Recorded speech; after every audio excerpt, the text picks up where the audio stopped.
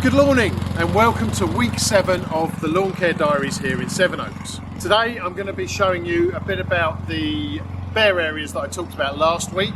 While Ben is giving all the lawns a maintenance cut, I don't imagine he's going to be taking a lot off this week, and that's because of the low temperatures, especially at night, and the lack of rain. It does look like that is going to change in the coming week or two, and I will expect the lawns to start their growth in some earnest within sort of 7 to 10 days once that rain's hit, and hopefully we'll have some better overnight temperatures as well, and that will definitely help. But in preparation for that, I talked last week about those bare areas. Now on this lawn there are two types of bare areas. There are large ones where we've had overhanging plants. There's some shallows like the ones along this edge here where the soil really needs to be made up. There are others that are kind of where the worm casts have been previous months. Those ones I'm not too worried about, because when that rain does hit and the fertiliser does start to really activate, I think those are going to thicken pretty quickly, and I think we'll show evidence of that later on in the season. However, the areas where we've had overhanging plants and the grass has died completely, we need to do something with, and that's what I'm going to show you what I'm going to do today. Forgive me for shouting, by the way. Slight technical error with my microphone this week, so I'm hoping that Alex, the guy who edits these videos, will make this into some kind of presentable video. Let's hope so. You might be able to see here, we've got an area where plants have been overhanging last year. The grass has shaded the grass out and the grass has completely died off. We're compact, it's low below the edging height. We really need to do something about that. So I've got myself a fork, I've got myself a rake, I've got myself some seed, I've got myself some Field 4 compost, which is pretty much green compost, and I've got some TS6, which is a British standard root zone.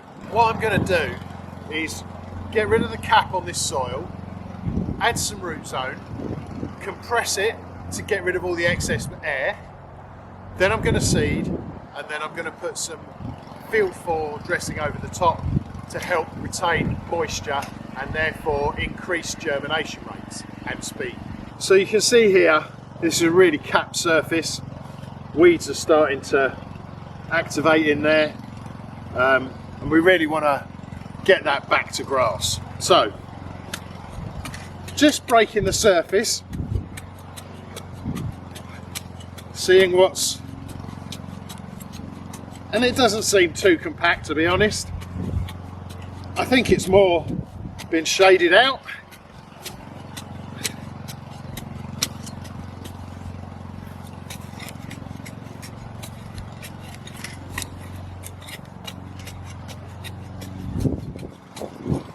But you can see there that's broken up nicely.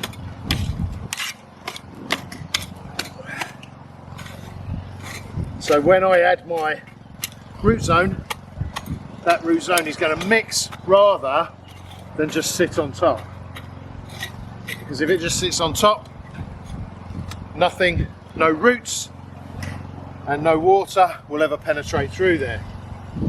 So by doing that, I'm ensuring that their roots can grow down, we can get good soil contact with the seed, and we eliminate that cap. So next in the process, a little bit of TS6. If this was a larger area, probably be using a shovel, but because it's just a small area for demonstration purposes, you can see we can just use the back of the rake, and it looks pretty rough and ready at the moment. That's fine. We get the soil guided by that edge.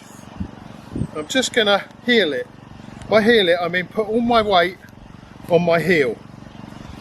That increases the pounds per square inch and is about right for getting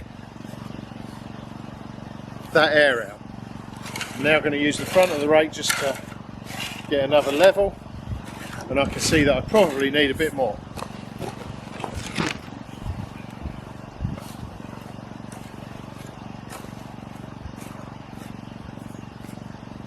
And again, just heel that in. This is exactly the same way as we turf. we need to heal so that we don't miss any areas and we get that compressed, all the air out. We've still got that tilth on top like that, which is ideal for the seed to germinate in. There we go. Today I'm using a ryegrass mix. Now, any of you who frequent Facebook will know some people will be up in arms, others will be saying how great ryegrass is. I go from experience. I know it works.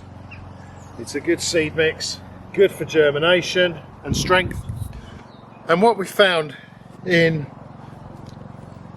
just going to cover that up, give it a quick rake. And what we know, talking to our suppliers, is that ryegrass is an easier seed to manipulate. What I mean by that is, it can be bred to create a good leaf colour, a good leaf strength, a good fine leaf, a thick leaf. It's a much easier to manipulate seed. Bents and fescues are far harder to breed and manipulate. Therefore, you've got a base as a ryegrass that can do many things, and that's why it's often used in sports and amenity. That's my seed down. Now I'm going to cover with a bit of Field 4. You can see that's nice and dark and rich. A green manure based compost, and that will, if I get out of the way of the camera, give a nice dusting over the top.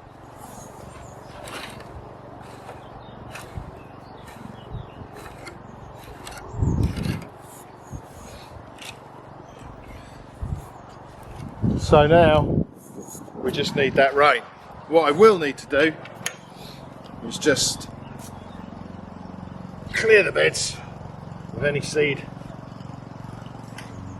so that we don't get grass seed all over there. And we'll come back and have a look at that next week and see if there's any germination. If not, the weeks to come. I mentioned those areas created by worm casts earlier, and these are very much indicative of that kind of mottling on the lawn. These I'm not too worried about, as I do believe, like I mentioned earlier, that some rain and some warm temperatures and those will fill in beautifully.